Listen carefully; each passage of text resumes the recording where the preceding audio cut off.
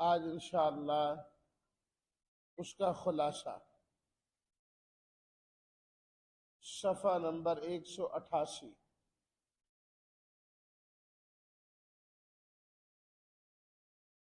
صفحہ نمبر 188 10واں سپارہ سورہ التوبہ۔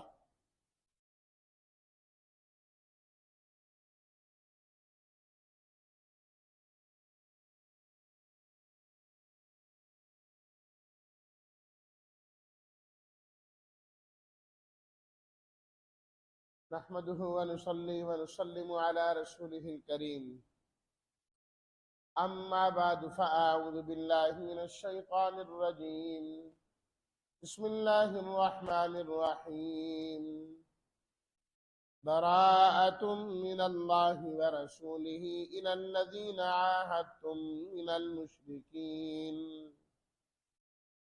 صدق الله مولانا العظيم۔ اللهم صل على سيدنا ومولانا محمد وعلى آله وأصحابه وبارك وسلم۔ اس سورت کا نام سورہ توبہ ہے کہ اس سورت کے آخر میں اللہ تعالیٰ نے ایمان والوں کی توبہ کا ذکر فرمایا، اور اس سورت کو سورہ برات بھی کہا جاتا ہے کیونکہ اس کا آغاز براءۃ من اللہ ورسولہ سے ہوتا ہے۔ مدنی سورت ہے، 113 نمبر پر یہ سورت نازل ہوئی، 113ویں سورت، اور قرآن مجید میں اس سے پہلے 8 سورتیں ہیں، یہ 9ویں سورت ہے۔ 129 آیات اور 16 رکوعات پر یہ سورت مشتمل ہے۔ اس کا جو بنیادی مضمون اور مرکزی مضمون ہے وہ ہے اللہ رب العزت کے راستے میں جہاد کرنا۔ جہاد کرنے کے اندر کچھ رکاوٹیں تھیں، ایک ایک کر کے اللہ تعالیٰ نے ان رکاوٹوں کا جواب دیا۔ ان رکاوٹوں میں سے پہلی رکاوٹ تو یہ تھی کہ کفار اور مشرکین کی مختلف جماعتوں کے ساتھ ہماری ایک عرصے سے ایک معاہدہ جو ہے نا ہمارا ان کے ساتھ چلا آ رہا ہے کہ ہم آپس میں نہیں لڑیں گے، تو اب ہمیں جہاد کا حکم مل رہا ہے، ہم کس طریقے سے لڑیں ان سے؟ معاہدے کی خلاف ورزی ہو جائے۔ اللہ رب العزت نے اس کے متعلق اس سورت کے پہلے رکوع میں فرمایا کہ جو لوگ اپنے اس عہد پر قائم و دائم ہیں ان کے ساتھ آپ لوگ بھی عہد کو، پیمان کو قائم و دائم رکھو، ورنہ ان میں سے اکثریت وہ ہیں جنہوں نے اپنے عہد کو توڑ دیا ہے۔ 10 سال کے لیے انہوں نے معاہدے کیے، لیکن یہ تو خلاف ورزیاں کرتے جا رہے ہیں، گڑبڑ کرتے جا رہے ہیں۔ براءۃ من اللہ ورسول، اللہ اور اس کے رسول کی جانب سے علی اعلان برات کا اعلان کیا جاتا ہے۔ ہاں، 4 مہینے ان کو دیے جاتے ہیں، اپنے آپ کو سنبھال لیں، ٹھیک کر لیں۔ اس کے بعد پھر ان کو مزید مہلت نہیں ملے گی، اور ان کو یہ بھی پتا ہو جانا چاہیے کہ یہ اللہ اور اس کے رسول کو عاجز نہیں کر سکتے، اور ان اللہ مخزی الکافرین، اللہ ان کافروں کو رسوا کر دینے والے۔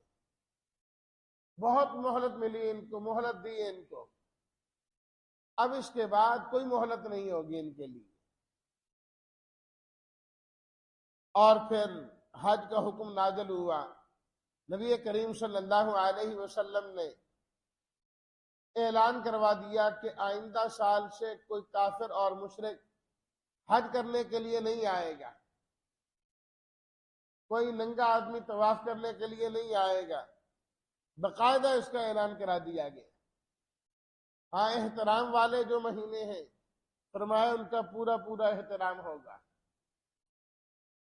اور جو لوگ پناہ مانگیں گے، پناہ حاصل کریں گے، دین اسلام ان کو پناہ بھی دے گا، لیکن وہ عہد و پیمان کے نام پر مسلمانوں کو دھوکہ دیں، اب اس کے بعد یہ چیز قابل برداشت نہیں ہوگی۔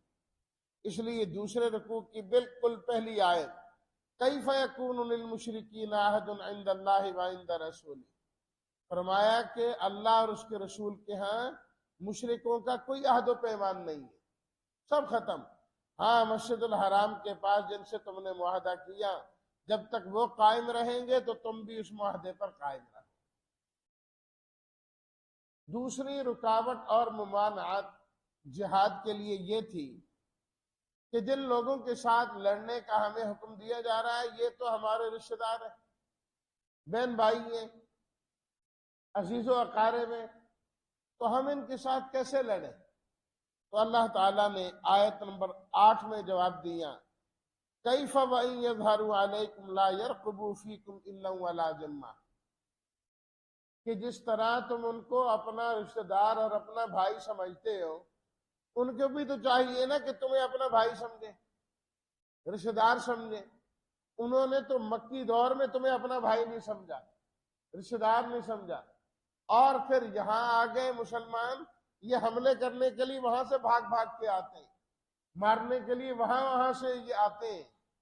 جب انہوں نے رشتہ داری کا خیال نہیں کیا تو تم اللہ کا حکم مانتے ہوئے رشتہ داریوں کو درمیان میں کیوں لے کے آتے؟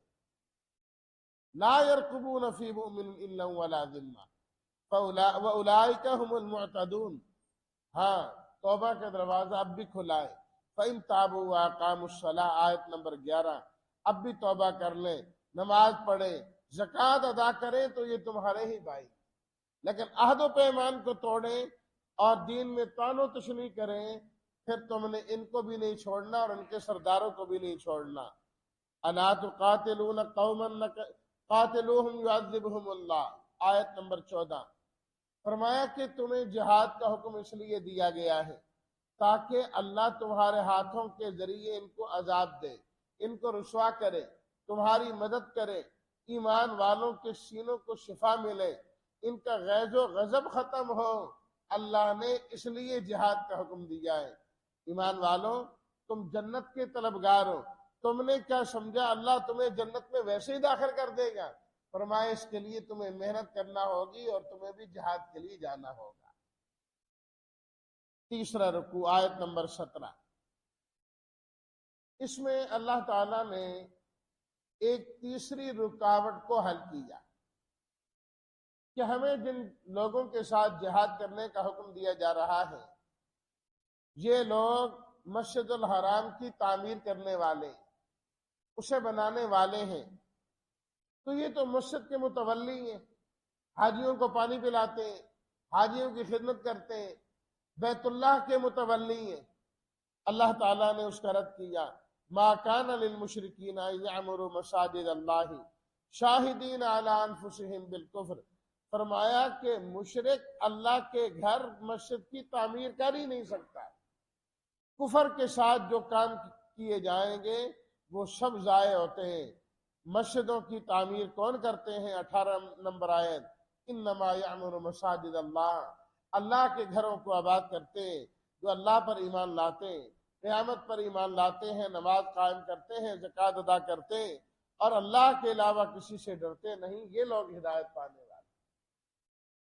اور تم نے کیا کیا ہے؟ حاجیوں کو پانی پلانا، مسجد الحرام کی تعمیر کرنا، اسے ایمان باللہ اور جہاد فی سبیل اللہ کے قائم مقام ٹھہرا دیا۔ لا یستوون عند اللہ، بغیر ایمان کے بڑی سے بڑی نیکی کی جائے اللہ کے ہاں اس کا کوئی فائدہ نہیں، کوئی فائدہ نہیں۔ ایمان لاؤ، ہجرت اور جہاد کرو گے تو اللہ کے ہاں بڑے مرتبے پاؤ گے۔ یا ایھا الذین آمنوا لا تتخذوا آباءکم واخوانکم، آیت نمبر 23 اور 24۔ فرمایا کہ ان رشتہ داریوں کے چکر میں پڑ کے کہیں اپنے آپ کو تباہی میں نہ ڈال دینا، مصیبت میں نہ ڈال دینا، اپنے آباء و اجداد کو، بہن بھائیوں کو ایمان پر ترجیح نہ دینا۔ اگر یہ لوگ کفر کو پسند کریں تمہارے کچھ نہیں لگتے، تمہارے کوئی رشتہ دار نہیں ہے، قل ان کان آباؤکم وابناؤکم، اگر تمہارے آباء و اجداد، تمہاری اولادیں، تمہارے بہن بھائی، تمہاری بیویاں، تمہارا قبیلہ اور تمہارا مال جو تم نے کمایا، اور تمہاری تجارت جس کے ساتھ بازاری سے تم ڈرتے ہو، تمہاری رہائشیں، یہ تمہیں اللہ اور اس کے رسول اور جہاد فی سبیل اللہ سے زیادہ پسند ہو تو پھر اللہ کے عذاب کے انتظار میں بیٹھ جاؤ، پھر اللہ کا عذاب آئے گا۔ چوتھا رکوع، لقد نصرکم اللہ فی مواطن کثیرۃ، آیت نمبر 25۔ فرمایا کہ اللہ کے راستے میں ضرور جہاد کرو، جاؤ، لیکن کبھی اتراؤ نہیں۔ تعداد زیادہ ہوگی تو ہم بڑی تعداد والے ہیں، ہم ایسے اسباب اختیار کرو، لیکن نظر تمہاری اسباب پر نہیں، مسبب الاسباب پر ہونی چاہیے۔ فرمایا دیکھتے نہیں غزوہ حنین کے اندر تمہاری تعداد کتنی زیادہ تھی، اور تم اپنی تعداد کو دیکھنے لگے تو اللہ رب العزت نے یکدم حالات کو بدل دیا، تمہاری کثرت تمہارے کسی کام نہ آئی، اس نے کوئی فائدہ نہ دیا، پھر اللہ رب العزت نے اپنی رحمت کی تمہارے اوپر، اور اللہ کی رحمت سے جو ہے نا تم کامیاب و کامران ہو گئے۔ یا ایھا الذین آمنوا انما المشرکون نجس، آیت نمبر 28۔ فرمایا کہ یہ جو مشرک ہیں نا، یہ گندے لوگ ہیں، گندے، اور اللہ کا گھر جو مسجد الحرام ہے یہ پاک جگہ ہے، پاکیزہ لوگوں کی جگہ ہے، لہذا مشرکوں کو مسجد الحرام کے قریب نہ آنے، بند کر دو ان کا داخلہ۔ آیت نمبر 29، قاتل الذین لا یؤمنون باللہ۔ اس کے اندر ایک اور رکاوٹ کا جواب دیا گیا، وہ یہ ہے کہ ہمیں کہا جاتا ہے کہ جہاد کرو، جن لوگوں کے خلاف جہاد کرنے کا حکم دیا گیا ہے عالمی منڈیوں پر تو قبضہ انہی لوگوں کا ہے، سب کچھ انہی کے پاس ہے، تو ہم کیسے لڑیں؟ سب کچھ تو بند ہو جائے گا۔ تو اللہ تعالیٰ نے اسی آیت نمبر 28 کے آخر میں جواب دیا، وَإِنْ خِفْتُمْ عَائِلَةً فَسَوْفَ يُغْنِيكُمُ اللَّهُ مِنْ فَضْلِهِ إِنْ شَاءَ، کہ اگر تمہیں بھوک کا ڈر ہے تو ختم کر دو اس ڈر کو، تم اللہ کے حکم کو مانو، اللہ اپنے فضل سے تمہیں غنی کر دے گا۔ پھر جہاد کیوں کرنا چاہیے، اس کی وجہ 29 نمبر آیت، فرمایا لا یؤمنون باللہ ولا بالیوم الآخر، یہ اللہ پر ایمان نہیں لاتے، قیامت کو نہیں مانتے، اللہ کے حرام کردہ کو حرام نہیں سمجھتے، دین حق کے تابع نہیں ہوتے۔ وقالت الیہود عزیر ابن اللہ، اور یہودی حضرت عزیر کو اللہ کا بیٹا کہتے ہیں، عیسائی حضرت عیسیٰ کو اللہ کا بیٹا کہتے ہیں۔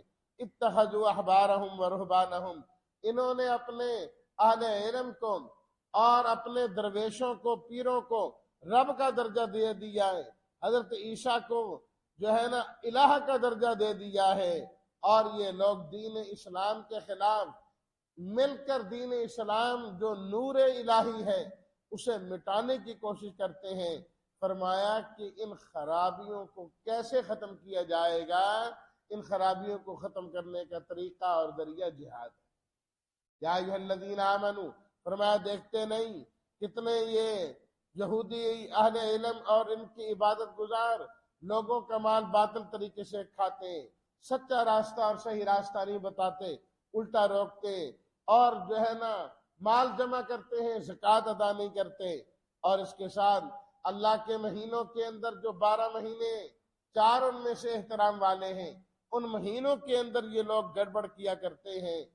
فرمایا انہی وجوہات کی بنیاد پر تو ان کے خلاف جہاد کرنے کا حکم دیا گیا ہے، جہاد کرنے کا حکم دیا گیا ہے۔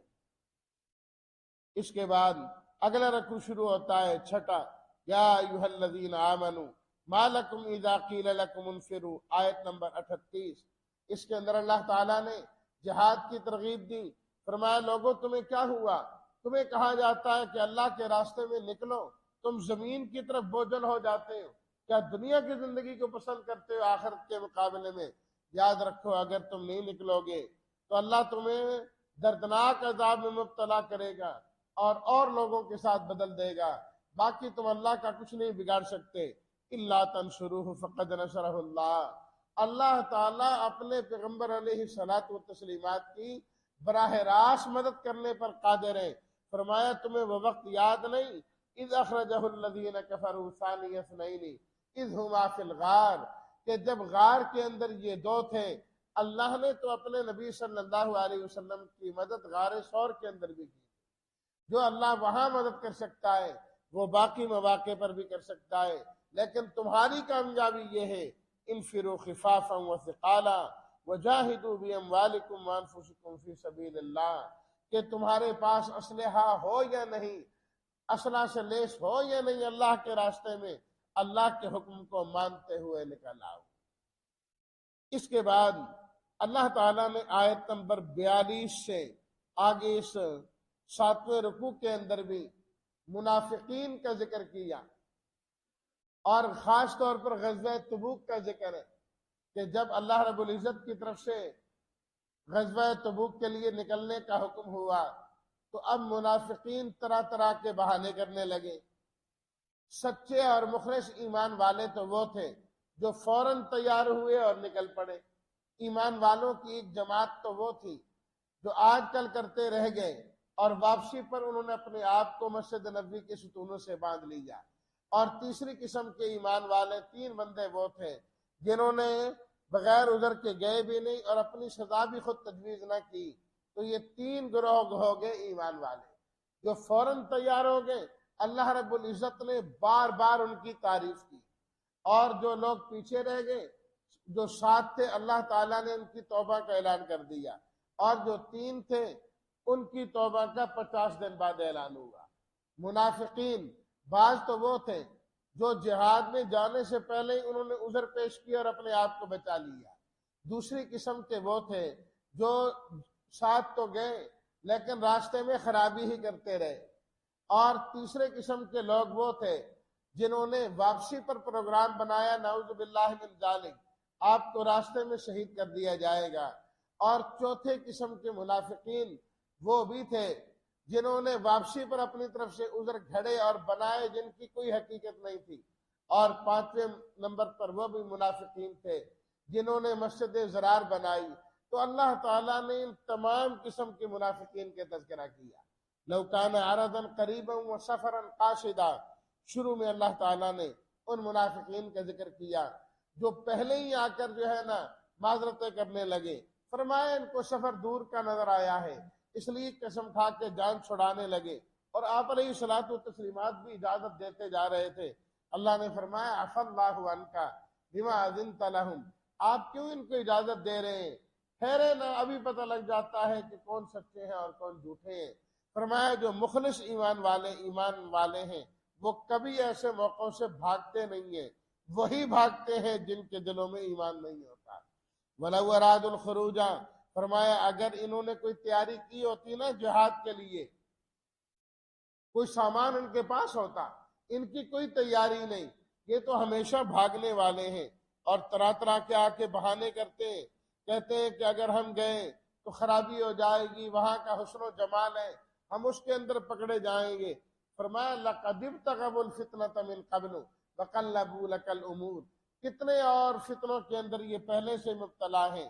اور فرمایا یہ لوگ وہ ہیں، آیت نمبر 50 صفحہ 196 پر فرمایا کہ ہمیشہ اس کوشش میں رہتے ہیں کہ تمہارے اوپر کوئی مصیبت آئے اور مشکل آئے، اور کوئی مشکل آئے تو خوش ہوتے ہیں۔ ان سے کہہ دیجئے لَن يُصِيبَنَا إِلَّا مَا كَتَبَ اللَّهُ لَنَا هُوَ مَوْلَانَا، مصیبت وہی پہنچتی ہے جو اللہ نے مقدر میں لکھی ہے، جو مقدر میں لکھی نہیں ہے وہ کبھی پہنچ نہیں سکتی۔ اور ہمارے اوپر جو مصیبت آئے وہ تو خیر ہی لاتی ہے۔ تم اپنے متعلق سوچو تمہارا کیا بنے گا، تمہاری تو دنیا بھی تباہ ہے، تمہاری آخرت بھی تباہ ہے۔ اور جو تم ڈر ڈر کے کچھ نیک اعمال کرتے ہو نا، آیت نمبر 53 انفقوا طوعا او کرہا لن يتقبل منکم، خرچ کر لو جس طریقے سے مرضی، اللہ نے کوئی قبول نہیں کرنے۔ اور جہاد میں نکلو، اللہ نے کوئی قبول نہیں کرنا۔ اور یہ مال و دولت جو تمہارے پاس ہے، انما یرید اللہ لیعذبہم بہا فی الحیات الدنیا، یہ تمہیں تو دنیا میں عذاب دینے کے لیے اللہ تعالیٰ نے دیا ہے۔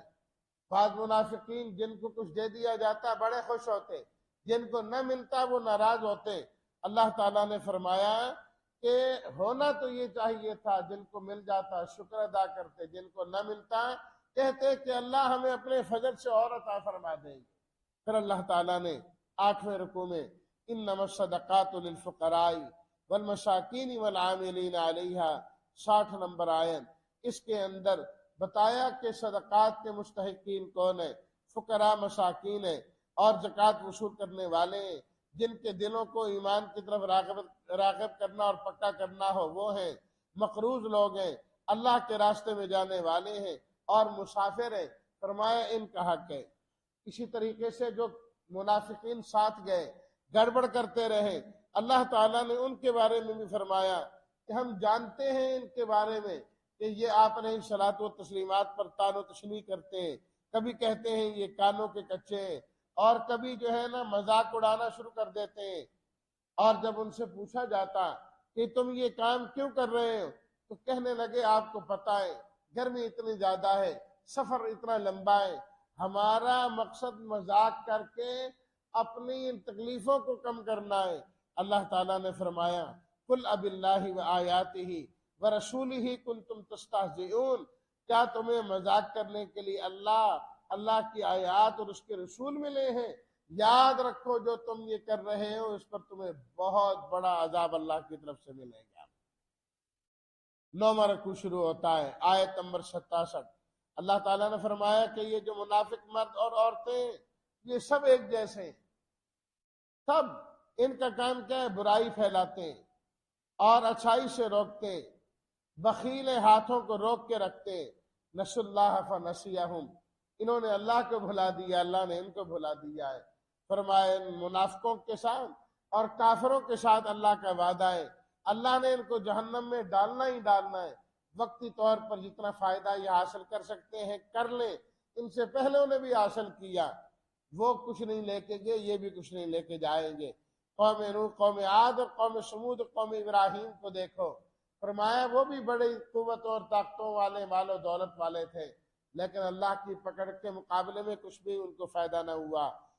آیت نمبر 71، والمؤمنون والمؤمنات بعضهم، جو مخلص ایمان والے تھے اللہ نے ان کا ذکر کیا، فرمایا یہ ایک دوسرے کے دوست ہیں، اچھی باتوں کا حکم دیتے ہیں، بری باتوں سے روکتے ہیں، نماز قائم کرتے ہیں، زکوٰۃ ادا کرتے ہیں، اللہ اور اس کے رسول کی اطاعت کرتے ہیں۔ فرمایا یہ وہ لوگ ہیں جن پر اللہ کی رحمتیں، اور اللہ نے ایسے ایمان والوں سے جنت کا وعدہ کیا ہے جہاں ہمیشہ رہیں گے اور عمدہ رہائشیں ہوگی، اللہ راضی ہوگا، ذالک هو الفوز العظیم۔ فرمایا یہ بہت بڑی کامیابی۔ اس کے بعد اگلا رکوع 10واں شروع ہوتا ہے، یا ایھا النبی جاہد الکفار، اے نبی صلی اللہ علیہ وسلم آپ ان کافروں کے خلاف بھی جہاد کریں اور ان منافقوں کے خلاف بھی جہاد کریں۔ فرمایا پکی بات ہے ان لوگوں نے کلمہ کفر کہے ہیں آپ کے پیچھے پیچھے، اور پکی بات ہے انہوں نے مشورے کیے تھے کہ نعوذ باللہ آپ کو راستے میں شہید کر دیا جائے گا۔ فرمایا اب بھی ہم ان کو موقع دیتے ہیں، اگر یہ توبہ کر لیں تو یکو خیر اللہ، ان کے حق میں بہتر ہوگا، اور اگر روگردانی کریں گے اللہ عذاب کے اندر مبتلا کر دیں گے۔ پھر اللہ تعالیٰ نے ان منافقین کا ذکر کیا جو آپ سے دعائیں کرواتے، کام ہو جاتا تو اس کے بعد پھر جاتے تھے۔ فرمایا دیکھو معاہدے کرتے تھے کہ اللہ نے ہمیں دیا تو صدقے بھی کریں گے، نیکوکار اور صالح بھی بن جائیں گے۔ جب اللہ نے اپنے فضل سے دیا تو بخیل بن گئے۔ اور فرمایا کہ یہ جو طعن و تشنیع کرتے ہیں نا ایمان والوں پر، کچھ زیادہ دے دے اللہ کے راستے میں اس پر بھی اعتراض ہے، کوئی تھوڑا دے دے اس پر بھی اعتراض ہے۔ استغفر لہم او لا تستغفر لہم، ان کے لیے آپ استغفار کریں یا نہ کریں، لن یغفر اللہ، اللہ نے ان کی مغفرت بالکل نہیں کرنی۔ یہ تو جہاد میں نہ جانے میں خوش ہوئے کہ ہم بچ گئے۔ اللہ تعالیٰ پھر نبی کریم صلی اللہ علیہ وسلم نے جب عبداللہ بن ابی کا جنازہ پڑھا دیا تو اللہ تعالیٰ نے آیت نمبر 84 نازل کر دی، وَلَا تُصَلِّ عَلَىٰ أَحَدٍ مِّنْهُمْ مَاتَ أَبَدًا، فرمایا کہ جو کچھ ہونا تو ہو گیا، آئندہ کے لیے آپ نے ان میں سے کسی کا جنازہ نہیں پڑھانا اور قبر پر بھی نہیں جانا، ان کے لیے دعا بھی نہیں کرنی۔ بس جو کفر پر اور نفاق پر مر گیا، نہ دعا ہے اس کے لیے اور نہ جنازہ ہے۔ پھر اللہ تعالیٰ نے جو ہے نا ایمان والوں کا ذکر کیا اور جنت کا، وجعل معذرون من الاعراب، 12واں رکوع شروع ہوتا ہے آیت نمبر 90۔ فرمایا کہ اب آپ واپس ہو رہے ہیں نا جہاد سے، اب یہ عذر کرنے والے آئیں گے، ہیلے اور بہانے کرنے والے آئیں گے، ان سے کہہ دیں کہ تمہارا کوئی عذر قبول نہیں، دردناک عذاب۔ ہاں جو ضعیف ہیں، بیمار ہیں، کمزور ہیں، جو نہیں جا سکے، ان کے لیے کوئی عذر نہیں ہے۔ جو جان بوجھ کر نہیں گئے، اللہ نے ان کو اسباب بھی دیے تھے، وہ خود نہیں گئے، اللہ نے ان کو جانے سے ہی محروم کر دیا، اللہ نے پسند ہی نہیں کیا ان کا جانا۔ فرمایا واپسی پر یہ عذر کر رہے ہیں، یا تذرون الیکم، 11واں سپارہ شروع ہوتا ہے۔ فرمایا واپس جاؤ گے تو عذر پیش کریں گے، انہیں کہو عذر پیش کرنے کی ضرورت نہیں، اللہ نے سب کچھ ہمیں بتا دیا ہے تمہارے بارے میں، تو اس لیے تم قسمیں بھی کھاؤ گے، سب کچھ کرو گے، ہم تمہاری کسی بات پر یقین کرنے والے نہیں۔ فرمایا کہ جس طرح مدینہ میں رہنے والے بڑے منافق، اس طرح ارد گرد دیہاتوں میں رہنے والے بھی ہیں، اور یہ کفر اور نفاق میں ان شہریوں سے بھی بڑے ہوئے۔ آگے اللہ اکبر۔ پھر اللہ تعالیٰ نے سچے ایمان والوں کی جو ہے نا تعریف بیان کیا، 13واں رکوع شروع ہوتا ہے آیت نمبر 100۔ والسابقون الاولون من المہاجرین والانصار، فرمایا کہ جو ہمیشہ نیکیوں میں آگے رہتے ہیں، چاہے مہاجر ہوں چاہے انصار ہوں، چاہے ان کے نقش قدم پر چلنے والے ہوں، فرمایا ہم ان سے خوش ہو گئے، یہ اللہ سے راضی ہیں، اللہ ان سے راضی ہے۔ پھر وہ کچھ لوگ جو ایمان والوں کے رہ گئے تھے، 7 آدمی جنہوں نے اپنے آپ کو مسجد نبوی کے ستونوں سے باندھ لیا، اللہ نے ان کی توبہ کا ذکر آیت نمبر 102 میں کیا۔ وآخرون اعترفوا بذنوبہم خلطوا عملا صالحا وآخر سیئا، فرمایا انہوں نے اپنے گناہوں کا اعتراف کر لیا، ان کے اچھے عمل بھی ہیں، ان سے غلطی ہو گئی، اللہ نے ان کو معاف کر دیا، اب اپنے مال یہ پیش کر رہے ہیں اللہ کے راستے میں۔ اللہ نے نبی کریم صلی اللہ علیہ وسلم سے فرمایا آپ ان کے مال بھی بطور صدقہ کے کچھ نہ کچھ قبول کر لیں اور ان کے حق میں آپ دعا فرما دیں۔ والذین اتخذوا مسجدا ضرارا، آیت نمبر 107۔ وہ منافق جنہوں نے مسجد ضرار بنائی اور مسلمانوں کو تکلیف دینا اور پہنچانے کے لیے انہوں نے مرکز بنایا، اللہ تعالیٰ نے آپ علیہ الصلوۃ والتسلیمات کو منع فرما دیا۔ فرمایا آپ نے تو وعدہ کیا تھا کہ واپسی پر میں آؤں گا، نماز پڑھوں گا، لا تقم فیہ ابدا، آپ نے کبھی بھی نہیں جانا۔ جو مسجد تقوی کی بنیاد پر قائم ہوئی ہے یعنی کہ مسجد قباء، آپ نے وہیں جانا ہے اور وہیں نماز پڑھنی ہے، اور مسجد نبوی ہے، کسی کے اندر ہی آپ نے رہنا ہے، یہاں پر نہیں جانا۔ ان اللہ اشتری من المؤمنین، 14واں رکوع آیت نمبر 111۔ فرمایا جو ایمان والے ہیں اللہ نے ان سے ان کی جانوں اور مالوں کو خرید لیا ہے، اور جنت اللہ نے ان کو دے دی ہے، اب یہ اللہ کے راستے میں موقع آنے پر جہاد کریں گے اور اس کے اندر قتل کریں گے اور شہید ہو جائیں گے۔ اللہ کا یہ سچا وعدہ ہے۔ زندگی اب انہوں نے کیسے گزارنی ہے؟ التائبون العابدون الحامدون السائحون الراکعون، اللہ کی عبادت کرتے رہیں گے، توبہ کرتے رہیں گے، حمد و ثنا کرتے رہیں گے، روزے رکھیں گے، رکوع سجدے کریں گے، امر بالمعروف نہی عن المنکر کریں گے، اللہ کی حدود کی حفاظت کریں گے، اس طرح زندگی گزاریں گے تو یہ زندگی اللہ کے حوالے ہو جائے گی۔ پھر فرمایا کہ ایمان والوں کو چاہیے، اور اللہ کے نبی کے لیے صلی اللہ علیہ وسلم کے لیے بھی یہ حکم ہے کہ مرنے کے بعد مشرکوں اور کافروں کے لیے استغفار نہیں کر سکتے۔ ابراہیم علیہ السلام نے کیا، فرمایا جب تک ان کو روکا نہیں گیا وہ کرتے رہے، جب ان کو روک دیا گیا انہوں نے بھی جو ہے نا استغفار چھوڑ دیا اپنے باپ کے لیے۔ رہ گئے تھے وہ 3 آدمی جن کی توبہ مؤخر ہوئی، اللہ تعالیٰ نے ذکر کیا کہ وَعَلَى الثَّلَاثَةِ الَّذِينَ خُلِّفُوا، آیت نمبر 118۔ فرمایا ہم نے ان 3 کی بھی توبہ قبول کر لی ہے، اور دل سے انہوں نے توبہ کی ہے اس لیے قبول ہے۔